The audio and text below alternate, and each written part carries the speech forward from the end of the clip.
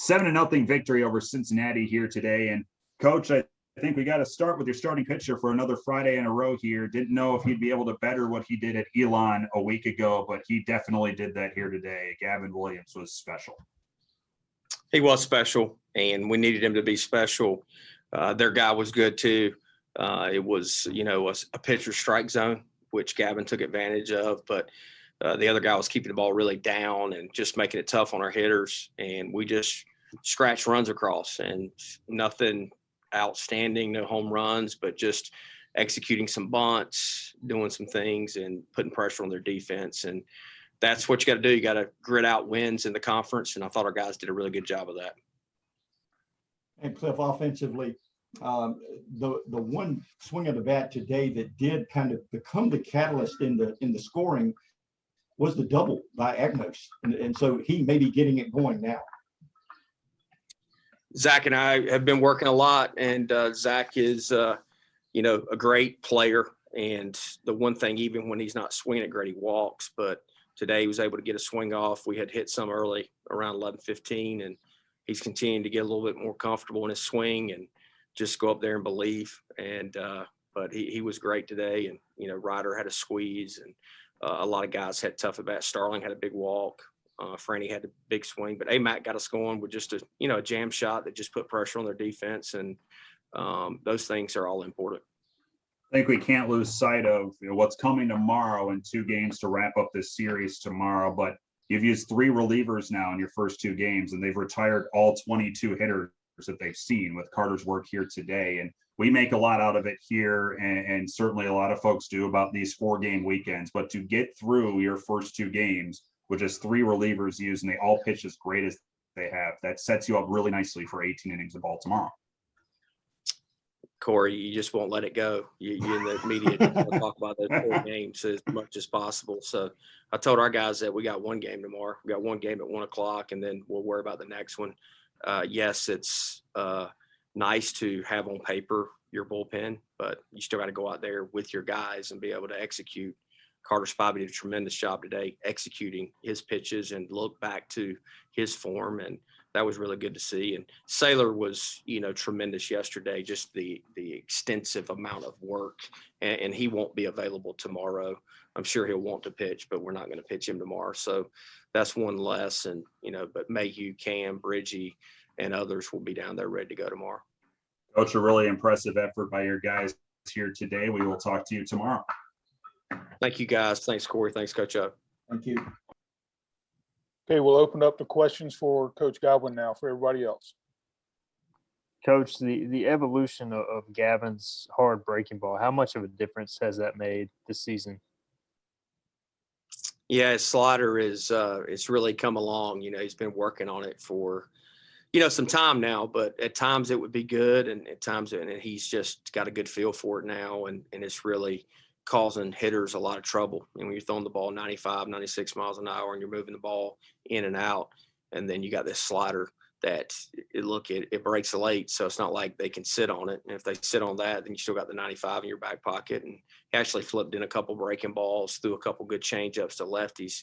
He really had, in my opinion, his whole arsenal working today at times, which it just makes it really hard on hitters because you can't sell out for one pitch. What about the consistency he's had this season? When you look at his career and injuries and kind of up and down, he's strung together star after star after star and been good. I mean, how much has that impacted him just kind of stringing these things together?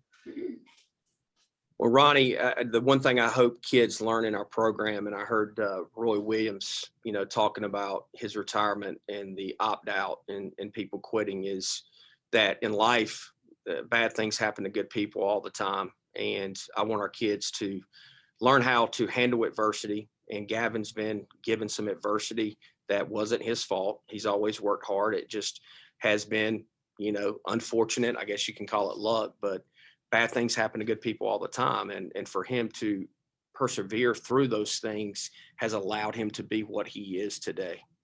And look, if he hadn't broken his finger last year, probably wouldn't be back this year. And I'm not saying that from a selfish standpoint. Gavin knew that he had my blessing to do whatever he wanted to with the draft last year, but he wanted to come back and prove to people that he could start. And up until this point, he has done a really good job of that. And as we know, we got to stay humble and we got to stay hungry, because if not, then, you won't put out your best work the next time you go out there. But I'm super proud of Gavin from a human aspect of him just staying the course when it would have been very easy for him to felt sorry for himself and not continue to battle through some things that he has. And I'm just so glad I had one more year with him, not from his pitching, but just for him as a person. You talked about getting it going a little bit earlier in the game and not wait until the latter innings to hope something great happened. You got that done a little bit better today. You played 5 games in the last 7 days. How do you feel after today's game a little bit? I feel really good. We won all 3 phases. We scored 5 or more runs. We didn't give up any runs, so we gave up 3 or less, and we had 1 or less errors. So when you win all 3 phases, you're not going to lose. And our guys did a really good job, I thought, of competing and focusing on what we can control today. So I was very happy with our performance today. Coach, can you talk about the impact of Coach Dietrich on your pitchers this year? He seems to have now that we have the full season, it looks like that he's had a huge impact on him. Look, it's a blessing that he's a part of our program. And God's got a hand in it. I got an email in Orlando. You guys have heard the story. Email in Orlando. I didn't know who Jason Dietrich was. And I read his resume and I'm like, damn, I need to know who he is. So then I made calls, or I shot an email to Eric Backage, Nick Schnabel, Bryant Ward, all Pirates. And Eric emailed me right back, said Bryant knows him really well. Talked to Bryant, talked to John Savage, talked to Rick Vanderhook, talked to George Horton. Everybody had great things to say about him. And look, Dietz is an unbelievable pitching coach, but he's a better person than he is a pitching coach. And Austin Knight has assisted him a ton. And I'm so thankful that they're on our side, but they have helped our pitchers a ton. And our pitchers have done a great job taking their teaching and putting it out there and putting it into work. So I had the negative bunting question yesterday, so I'll go positive for you today. That the sacrifice. Thanks, Ronnie. Yeah. I had to put a jab on there. That seemed to be a point of emphasis today. Was that intent of trying to get guys to execute and that type of thing early today? Ronnie, it's just the wind's gailing in, man. Like it was pushing even in from left. Like normally when it kind of blows from right field, it kind of, if you hit it down the left field line, it'll still go. But today you couldn't have shot the ball out of a canning and got it out of here. So we just knew we were going to have that runs were going to be at a premium, and their guy was good. And like I said, it was a pitcher's strike zone. So we had to maneuver through it, and we were able to execute. And Gavin was just, out there getting us back in the dugout. And we had, 2 innings where we scored, but they were both crooked numbers. So that gives, Gavin some freedom to be able to go for it a little bit more, which was awesome to see. Those shades look awesome, man. Hey, the sun comes directly into us, man. Kills me. Are there any other questions for Coach Godwin? Thank you, guys. I'll let you talk to the man right here, Gavin Williams.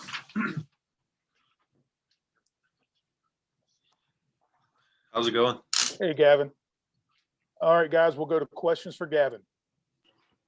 Gavin, I asked Coach Godwin this, but how much has the evolution of your slider really helped you on the mound this year? Pretty good amount, honestly. Throwing it every day. Dylan Lawson should get the credit for it. He's helped me out a lot with it. He showed me like where to grip it and everything at like that. So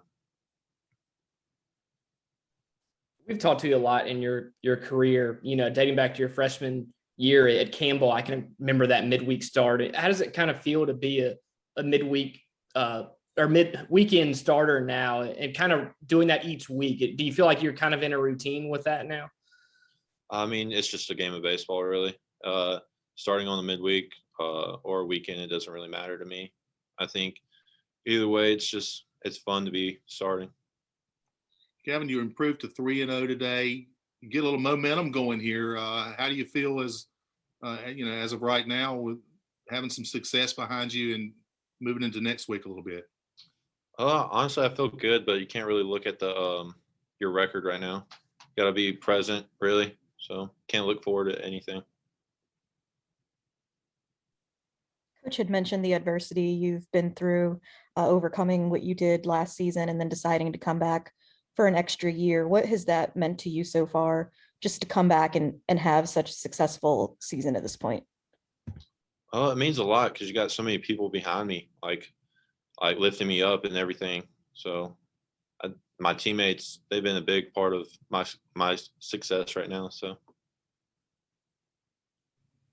Gavin, can you talk about your relationship with Coach Dietrich and how hard he's worked with you? I know you work hard always, and I know he's a hard worker too.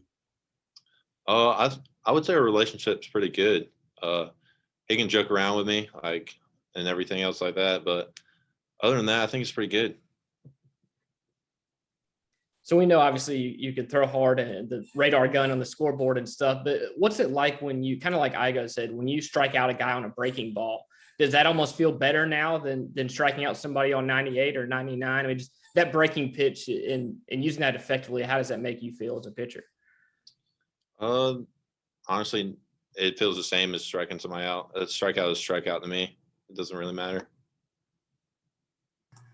Gavin, when you got into the seventh there, you worked into a bases loaded jam, but Carter Spivey came in and just shut things down from there. Just how big was that for him to come in after you and settle things down? Oh, it was really big. I had faith in him. He's done that all year, so it doesn't really matter who comes in. I knew he's going to close the door no matter what.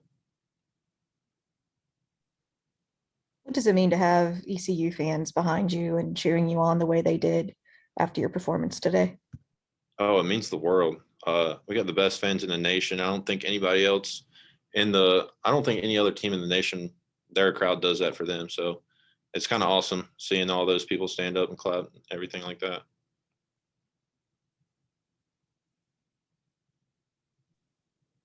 Anything else for Gavin? Okay, Gavin, thank you very much. Congratulations. Thank you.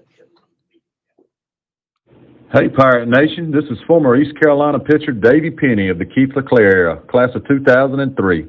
Keep it tuned to the Sports Objective as you follow our Diamond Bucks on the road to Omaha, because y'all know we're going.